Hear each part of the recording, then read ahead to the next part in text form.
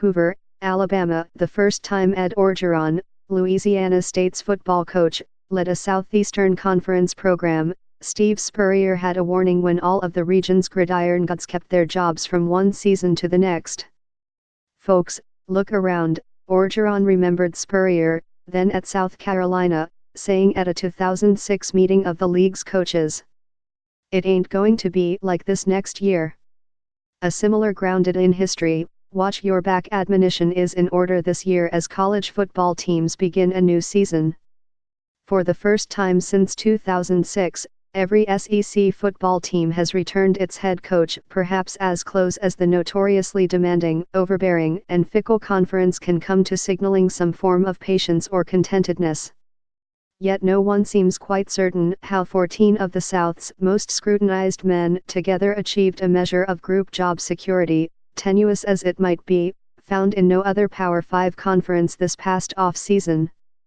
"It's an enigma," Philip Fulmer, the athletic director at Tennessee, said in an interview 13 years after he was a member of the conference's last stable head coaching corps. "I think it's an aberration." Certainly so. Between the 2012 season, when Missouri and Texas A&M first played in the conference, and 2017, the SEC averaged about 2 head coaching changes a year. Ahead of the 2018 season, 5 teams hired new leaders and Mississippi removed the interim tag from its coach. Then, despite all the chatter about who was up and who was down and whether a college might pay someone 7-figure buyout, nothing changed for 2019. Coaches and administrators suggested university officials were increasingly learning to shrug off more of the social media furor that follows a questionable decision, a blown lead or an old-fashioned blowout.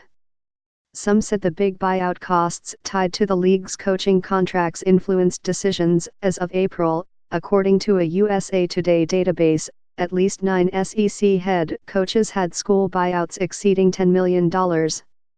Others noted that university leaders had come to believe that only so many coaches might be prepared for everything that comes with coaching in a conference that does more swaggering than most.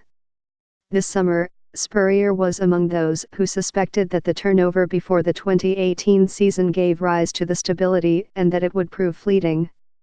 Indeed, it's all too easy to imagine some booster someplace sharpening a knife and suggesting that a 7-win season is simply insufficient.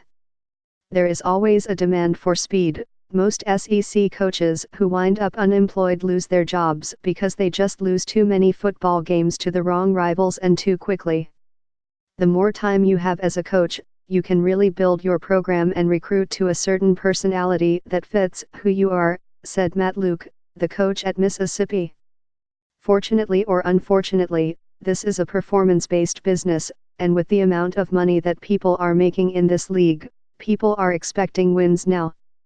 But the development of a title-winning program, several coaches noted, is not instant.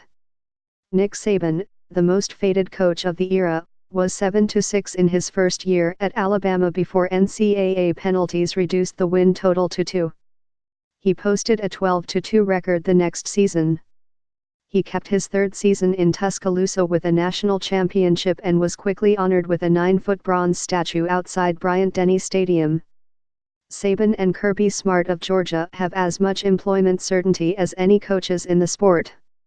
Orgeron, whose last team finished at number 6 in the Associated Press Top 25 poll, betrays no worries, and Mark Stoops just presided over a 10-3 season at Kentucky. And the head coaches who are entering their second seasons with their current programs have some time, at least conceivably. Most of them have such big buyouts, they may get an extra year to see if they can get it going, Spurrier said. But if you lose 2 or 3 years in a row, they've got plenty of money, and they'll have to make changes. It's as simple as that. Despite a losing record last season, Tennessee's second-year head coach, Jeremy Pruitt, is among those who appear safe. "I don't know who's on the proverbial hot seat, except for me, probably," Fulmer, the athletic director, said lightly. For some coaches, the sameness of the league's coaching ranks could have a subtle, though important, effect.